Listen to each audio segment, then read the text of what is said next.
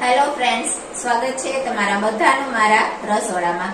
તો આજે આપણે બનાવીશું ચણા મેથીનું અથાણું। તો ચાલો રેસીપી સ્ટાર્ટ કરશું। ચણા મેથીનું અથાણું બનાવવા માટે ચણા, મેથી અને એક કેરી લઈ લીધી છે। ચણા અને મેથીને એક વાસણમાં આપણે એડ કરી 3 થી 4 વખત પાણી વડે ધોઈ અને પલાળીને રાખી દેશું। હવે કેરીની કટકી કરી લેવાની છે અને તેમાં 1 ચમચી મીઠું અને હળદર એડ કરી મિક્સ કરી ઢાંકી આ ત્રણેય વસ્તુને આખી રાત માટે રાખી દેશું। સવારે જોશું તો કેરીનું પાણી છૂટું પડી ગયું, તેને આપણે નિતારી લેશું। ચણા મેથી પલળી ગયા છે તેનું પણ પાણી નિતારી લેશું। કેરીની કટકી સૂકવી દેશું। ચણા મેથી એક તપેલામાં લઈ તેમાં કેરીનું પાણી એડ કરી મિક્સ કરી 4 કલાક માટે ઢાંકીને રાખી દેશું। 4 કલાક પછી પાણી નિતારી અને આપણે તેને સૂકવી દેશું। હવે 1 કલાક સૂકવવાનું છે।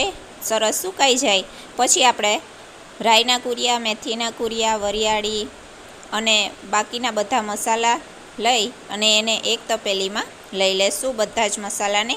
હવે ગરમ તેલ આપણે હિંગ ઉપર નાખી વઘાર કરીશું અને મિક્સ કરીશું। ઠરી જાય એટલે પછી તેમાં હળદર, મીઠું અને ચટણી એડ કરી મિક્સ કરીશું। બાકી બચેલું બધું તેલ એડ કરીશું। હવે કેરી, ચણા, મેથી બધું મિક્સ કરીશું તો એકદમ સરસ આવી રીતના ચણા મેથીનું અથાણું બનીને તૈયાર થાય છે। તેને આપણે સ્ટોર કરી લેશું અને ડિટેલ રેસીપી વિડીયો મારી યુટ્યુબ ચેનલ ઉપર આપેલો જ છે।